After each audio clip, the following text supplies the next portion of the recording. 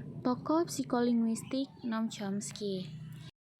Sebelumnya, Assalamualaikum warahmatullahi wabarakatuh. Tabi pun izin memperkenalkan diri, nama saya Rosa Sofiana, NPM 2213046054. Video ini dibuat untuk memenuhi tugas mata kuliah psikolinguistik yang diampu oleh Ibu Siska Mirita, SPD, MPD. Latar belakang keluarga Noam Chomsky. Noam Chomsky ahli bahasa Amerika yang juga dikenal sebagai Avram Noam Chomsky, lahir pada 7 Desember 1928 di Philadelphia, Pennsylvania, Amerika Serikat.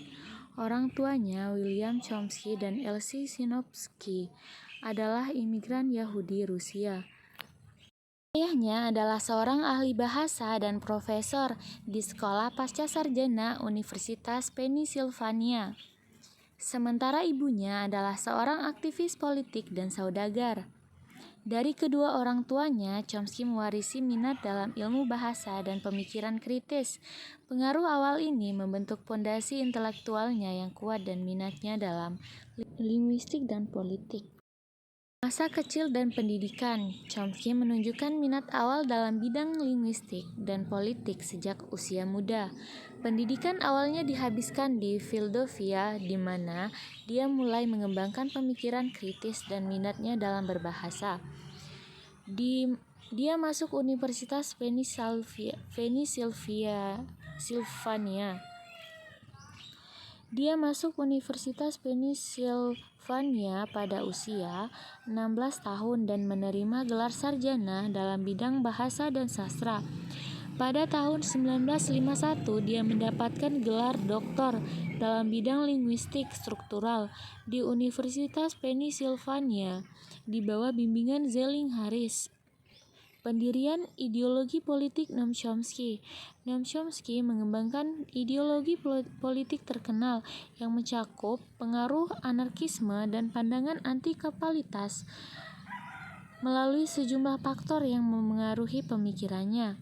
Pengaruh anarkisme.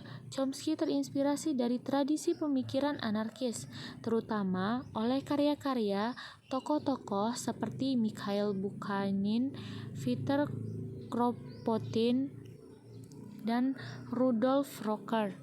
Konsep utama dalam anarkisme seperti otonomi, dekonstruksi, hierarki, dan penolakan terhadap kekuasaan yang otoriter membentuk dasar pemikiran politik Chomsky. Pandangan anti-kapitalis. Chomsky menjadi kritis terhadap kapitalisme karena dia melihatnya sebagai sistem yang mengeksploitasi, memperkuat ketidaksadaran, dan merusak lingkungan. Dia mendukung pandangan bahwa kekuasaan ekonomi harus direlokasi dari kapitalis yang kaya ke masyarakat yang lebih luas. Analisis kritis terhadap kekuasaan. Salah satu kontribusi besar Chomsky terhadap politik adalah analisis kritisnya terhadap kekuasaan, baik dalam konteks politik domestik Amerika Serikat maupun dalam hubungan internasional. Dia menyoroti bagaimana kekuasaan politik dan ekonomi seringkali berkolusi untuk menjaga struktur kekuasaan yang ada. Kritik terhadap imperialisme. Chomsky menentang imperialisme Amerika Serikat yang perannya dalam investasi militer di seluruh dunia. Ditekankan pentingnya penghargaan terhadap kedaulatan nasional dan hak asasi manusia, terhadap pentingnya dialog dan diplomasi dalam menyelesaikan konflik internasional. Perjuangan melawan penindasan. Sebagai seorang aktivis, Chomsky memperjuangkan hasil isu sosial dan politik, termasuk hak-hak sipil, hak pekerja, dan keadilan lingkungan. Dipercaya pada peran individu dan gerakan sosial dalam melawan penindasan dan memperjuangkan perubahan positif dan masyarakat. Dengan menggabungkan pemikiran anarkis, analisis kritis terhadap kekuasaan, dan perjuangan melawan penindasan, Chomsky telah menjadi salah satu suara terkemuka dalam gerakan anti-kapitalis dan perjuangan untuk keadilan sosial dan politik. Teori psikolinguistik Noam Chomsky. Noam Chomsky telah menyumbangkan beberapa teori penting dalam psikolinguistik yang mempengaruhi pemahaman kita tentang pemahaman manusia, proses dan menggunakan bahasa berikut dan beberapa teori utamanya. Yang pertama, teori Universitas Grammar atau UG. Teori UG mengusulkan bahwa manusia lahir dengan pengetahuan bawaan tentang struktur bahasa yang sama, yang disebut sebagai gramatikal universal. Itu menunjukkan bahwa bahasa tertentu yang dipelajari oleh individu adalah variasi dari struktur yang lebih mendasar dan umum. Yang kedua, hipotesis of intents. Chomsky mendukung hipotesis bahwa kemampuan bahasa manusia tidak sepenuhnya dipelajari dari lingkungan, tetapi sebagian besar diprogram secara genetik. Itu menyatakan bahwa ada predisposisi bahwa dalam pikiran manusia yang dibuatnya mampu belajar bahasa dan cepat, efisien.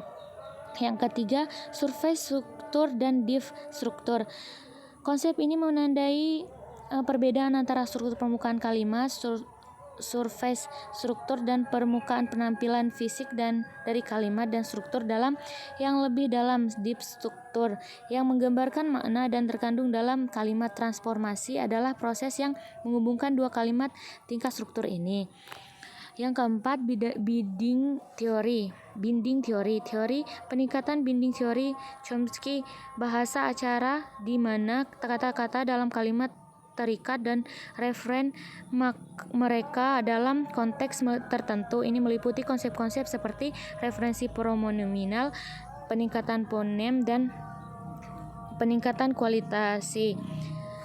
Minimalisis program adalah pendekatan baru dalam teori generatif yang dipelopori oleh Chomsky pada tahun 1990-an. Ini bertujuan untuk menyederhanakan prinsip-prinsip teori generatif dan mencari prinsip-prinsip yang mendasari struktur bahasa. Sekian presentasi dari saya. Jika ada kesalahan saya mohon maaf, kepada Allah saya mohon ampun. Saya akhiri, wassalamualaikum warahmatullahi wabarakatuh.